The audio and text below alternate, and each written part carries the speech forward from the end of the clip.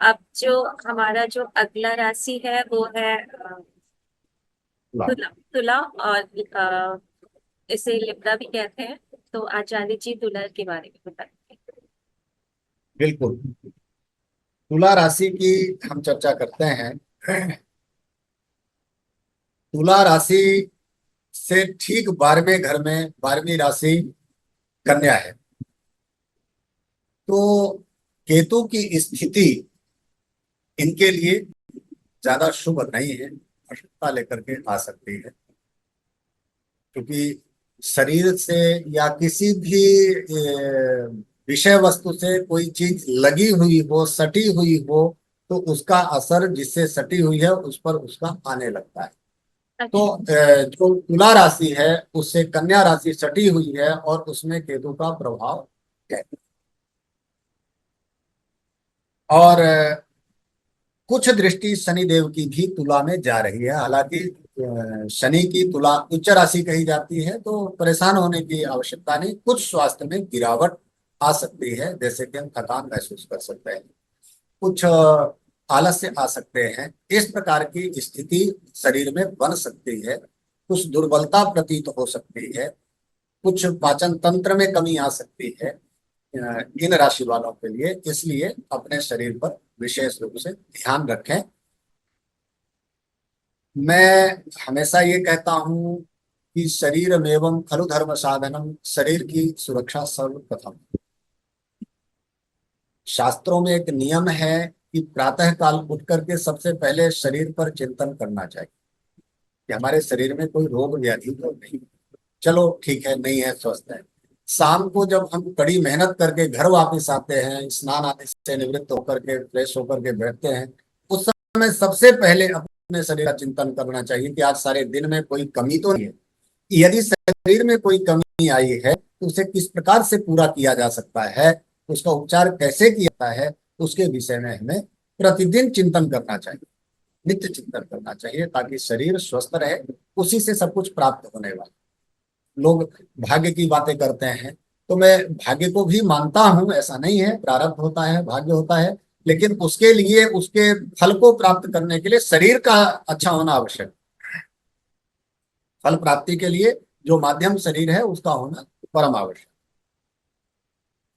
तो कुछ बीमारियां ऐसी, जैसा कि ऊपर बताया हमने, तो उन पर विशेष रूप से ध्यान देना है और शरीर पर ध्यान रखें। किसी भी चोट चपेट से हमें बचना चाहिए, जो हमारी तुला राशि वाले लोग हैं उन्हें। यदि हम वित्त, धन की बात करें, फाइनेंस की बात करें, तो इसमें भी अनुकूलता थोड़ा सा कम प्राप्त हो रही है। कुछ अटकलें आ सकती हैं। पूर्व में हम कुछ सोचते हैं, विचार करते हैं कि ऐसा हो जाएगा, ऐसा लाभ मिल जाएगा, तो वो अनुमान थोड़े से गलत साबित हो सकते हैं। इसलिए ज्यादा अनुमान लगाने की आवश्यकता नहीं है। अपना परिश्रम, अपना कर्म करते रहें, आगे बढ़ते रहें, लाभ ही प्राप्त होने वाला है। कोई नई चीजें यदि हम शुरू करें और उसमें कुछ निवेश करना चाहें, तो वो भी ये माह स्थगित करने का है। इस महीने में नया निवेश ना करें, ज्यादा अच्छा है। व्यवसायिक स्थिति की यदि हम बात करते हैं इनके लिए, तो बहुत अच्छा दिख रहा है मुझे। ग्रहों की स्थिति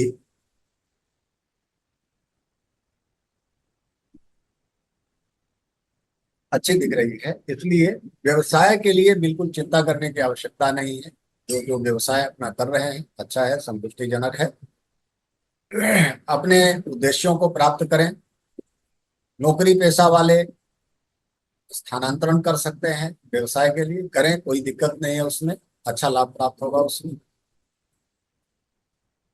लेकिन मैं फिर कहता हूं कि कभी भी जब हम स्थानांतरण करें तो गंभीरता पूर्वक उसमें विचार जरूर करें कि हम कहाँ जाने वाले हैं, वो स्थान कैसा है, वो स्थिति कैसी बनेगी वहां, उस पर विचार जरूर करना चाहिए। मेरी बात है, ये ज्योतिष से थोड़ा सा अलग है।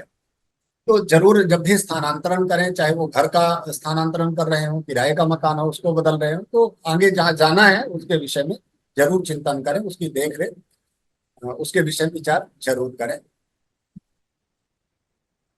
व्यवसाय के लिए यदि यात्रा करना चाहें तो किस दिशा में करें, आप पश्चिम दिशा कर सकते हैं। और पश्चिम दिशा के साथ पश्चिम और उत्तर के कोने की दिशा भी हम उपयोग में ले सकते हैं। अच्छा। नॉर्थ वेस्ट का जो कोना है उसका उपयोग कर सकते हैं यात्रा के लिए, तो लाभ प्राप्त हो जाएगा। यदि हम तुला राशि के लिए शिक्षा स्तर में चले बात करें, तो शिक्षा के लिए 1 2 3 4 5 6 7 8 9, ये माह गुरु अस्त होने वाले हैं। और उच्च स्तरीय जहाँ से हम शिक्षा का अध्ययन करते हैं एस्ट्रोलॉजी में, तो वहाँ गुरु का प्रभाव थोड़ा ये महीना कम देने वाला है इन्हें। इसलिए तुला राशि वालों के लिए उच्च स्तरीय शिक्षा के लिए, एजुकेशन के लिए थोड़ा चिंताजनक विषय जरूर बन सकता है। इसलिए परेशान ना हो। अभी अस्त होंगे, वृद्धावस्था में जाएंगे, बाल अवस्था में जाएंगे, जैसे ही वो अपने प्रभाव में आएंगे वैसे ही हमारा काम, हमारा एजुकेशन भी ठीक होने लग जाएगा। अभी फिलहाल थोड़ा सा संघर्ष करने की आवश्यकता है, थोड़ा सा अतिरिक्त परिश्रम करने की आवश्यकता है। बहुत अच्छा। यदि हम यात्रा की बात करते हैं तो यात्रा बहुत अच्छी है, सुखद होने वाली है। और आप किसी भी यात्रा पर जा सकते हैं, नौकरी के लिए हो या व्यापार के लिए हो, किसी भी के लिए हो, आपके लिए सकारात्मक लाभ लेकर के आ सकती है। इसलिए यात्राओं के विषय में किसी भी प्रकार की चिंता नहीं है। और बहुत अच्छी यात्रा यदि आपको करनी है लाभ के लिए, बहुत अच्छी यात्रा करनी है, तो आप पूर्व दिशा की यात्रा भी कर सकते हैं। जैसा कि मैंने बताया, पश्चिम कर लीजिए, पश्चिम उत्तर का कोना चले जाइए, आप पूर्व दिशा की यात्रा भी कर सकते हैं। पारिवारिक स्थिति की यदि हम विषय वस्तु में यदि हम प्रकाश डालें, तो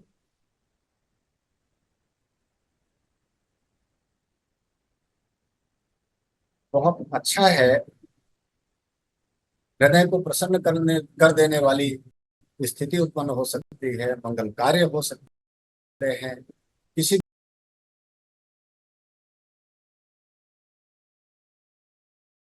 भी प्रकार की कोई चिंता नहीं है।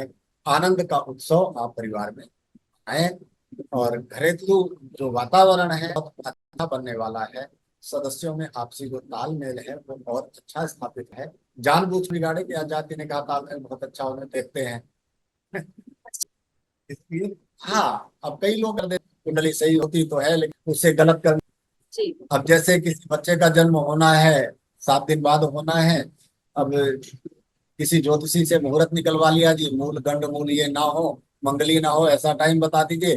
तो ज्योतिषी जी ने बता दिया, ले जा करके वहां चीर फाड़ करा के ऑपरेशन करा के बच्चे को बाहर कर दिया। इसमें ज्योतिष क्या करेगा बताइए।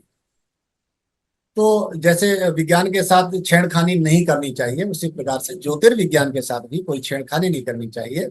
जैसा कि यहाँ बताया गया, तालमेल अच्छा होगा तो उसे और सपोर्ट करने की आवश्यकताएं होती है। उसे हमें करना, क्रियान्वित तो इंसान को करना होगा।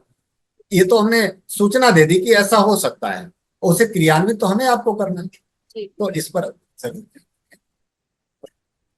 बच्चों के लिए भी यदि हम बात करते हैं तो बहुत अच्छी स्थिति बन रही है। क्रमबद्धता तरीके से अपने शिक्षा में लगे रहें, प्रतियोगिताओं में लगे रहें, अच्छा लाभ प्राप्त हो सकता है इनके लिए, बेहतर प्रदर्शन हो सकता है। हाँ, थोड़ा सा घर में कुछ सेवक होते हैं या बाहर जाते हैं, कुछ दोस्त मित्र होते हैं, कुछ नोक झोंक बच्चे कर सकते हैं, उससे थोड़ा सा बचें। माता पिता इस पर अपनी दृष्टि कड़ी रखें, जिससे कि बच्चों पर कोई नकारात्मक प्रभाव ना पड़े। और यदि इनके हम उपाय की बात करें सुजाता जी, जी। तुला राशि वालों के लिए, अच्छा। तो ये माँ संतोषी को गुड़ चना का भोग लगाएं, बहुत अच्छा होगा। और स्वास्थ्य के लिए गणपति की आराधना और माँ शेरा वाली की आराधना ये जरूर करें। शेरा वाली की आराधना में ओम दुन दुर्गायै नमः इस मंत्र का 108 बार जप करें। बहुत अच्छा रिजल्ट लेकर के ये महीना आएगा और शरीर में भी काफी सुधार होगा। यदि माँ शेरा वाली की हम शरण लेते हैं तो बहुत अच्छा हो जाएगा। और गणपति की उपासना इसलिए बता रहे हैं कि जो 12वां केतु जा रहा है वो थोड़ा सा हमारे लिए अनुकूल हो जाएगा। जो कुल की वृद्धि है वो केतु के द्वारा होती है। और पितरों का जो आशीर्वाद मिलता है वो केतु के द्वारा मिलता है। तो गणपति की उपासना करने से निश्चित रूप से केतु ग्रह अनुकूल हो जाता है। देखिए, मैंने सारे जितने भी उपाय बताए हैं निःशुल्क बताए हैं, किसी भी प्रकार का पैसा लगने वाला नहीं है, इसलिए आप करें जरूर। करेंगे तो लाभ अवश्य प्राप्त होगा। और यदि मान लीजिए 1% हम इसकी भी बात करें, लाभ नहीं मिला तो नुकसान भी नहीं है। नहीं होगा। हाँ, नहीं करेंगे तो नुकसान के आसार बन जाएंगे, नुकसान भी नहीं होगा, तो लाभ नहीं होगा तो नुकसान भी नहीं होगा। ये तुला राशि वालों के लिए।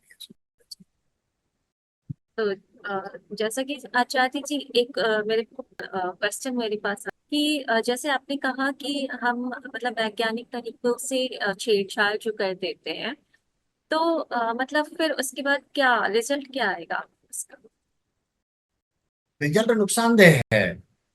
अच्छा। अब ये मान के चलिए कि जो हमारा विज्ञान है, विज्ञान तो व्यवस्था के लिए होता है, सुरक्षा के लिए होता है। अब उस विज्ञान का हम ये गलत आविष्कार कर दें।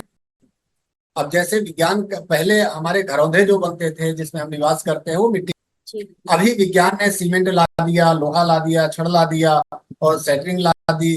क्या क्या विज्ञान ने आविष्कार किया, बड़ी बड़ी बिल्डिंगें बन जाती हैं, पिलर का पता भी नहीं होता है।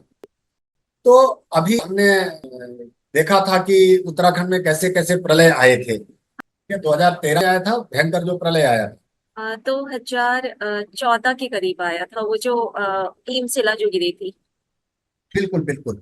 तो वहां पर आपने देखा था बड़ी बड़ी बिल्डिंग स्टोरी जो होटल बने हुए थे वो सारे के सारे धराशायी हो गए थे। जी। वहां कहाँ पर जाकर के उन्होंने बनाया था? एक पिलर उनका गंगा जी में जा रहा है, दूसरा पिलर पहाड़ में जा रहा है। ये विज्ञान से आविष्कार के साथ छेड़खानी तो है। जी। वहां जाकर के पॉपुलेशन को बढ़ाना, वहां जाके बसावट करना, वहां जाकर के टूरिस्ट और अपनी फैमिली को ले जाकर के घूमने का स्थल बनाना, वो तो तीर्थ यात्रियों का स्थान है, वहां साधना का स्थान है। किसी भी प्रकार से हम विज्ञान के साथ छेड़खानी नहीं कर सकते हैं, पर्यावरण के साथ छेड़खानी नहीं कर सकते हैं। वो